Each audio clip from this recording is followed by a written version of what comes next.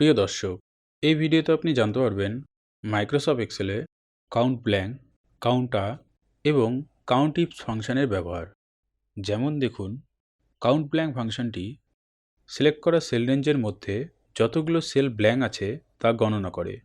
দেখুন, এখানে যতগুলো ব্ল্যাঙ্ক সেল আছে তা কাউন্ট হয়ে বেরিয়ে গেল।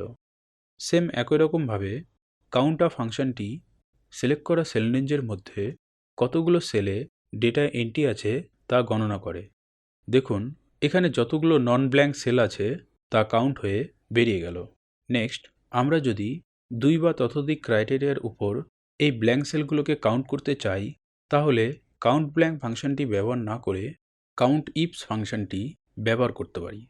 যেমন দেখুন, টাইপ করছি count ifs bracket open criteria range 1-এ এই রিজিয়ন নেমের সেল রেঞ্জটিকে সিলেক্ট করে নিচ্ছি, কমা ক্রাইটেরিয়া 1-এ ডবল কোটের ভিতরে ইস্ট লিখছি, কমা ক্রাইটেরিয়া রেঞ্জ 2-এ এই সেলসের ডেটা রেঞ্জটিকে সিলেক্ট করে নিচ্ছি, কমা ক্রাইটেরিয়া 2-তে ইস্ট রিজিয়নের ব্ল্যাঙ্ক সেলগুলোকে কাউন্ট করার জন্য ডবল কোটের ভিতরে ফাঁকা রাখছি।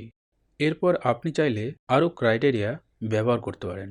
আমি এখানে 2টি ক্রাইটেরিয়া ব্যবহার করছি, ব্র্যাকেট ক্লোজ অ্যান্ড এন্টার। তো দেখুন, এই সেল রেঞ্জের ভিতরে ইস্ট রিজন অনুযায়ী যতগুলো ব্ল্যাঙ্ক সেল আছে তা কাউন্ট হয়ে বেরিয়ে গেল। সেম একই রকমভাবে আপনি যদি ব্ল্যাঙ্ক না থাকা সেলগুলোকে কাউন্ট করতে চান, তাহলে ডবল কোটের ভিতরে লেস দ্যান এবং গ্রেটার দ্যান সাইন দিয়ে এন্টার করলেই ক্রাইটেরিয়া অনুযায়ী নন ব্ল্যাঙ্ক সেলগুলো কাউন্ট হয়ে বেরিয়ে যাবে। তো প্রিয় দর্শক, এরকম আরও জানা অজানা মাইক্রোসফট এক্সেলের ইনফরমেটিভ টিপস অ্যান্ড ট্রিক পেতে চ্যানেলটি সাবস্ক্রাইব করে রাখুন। ধন্যবাদ।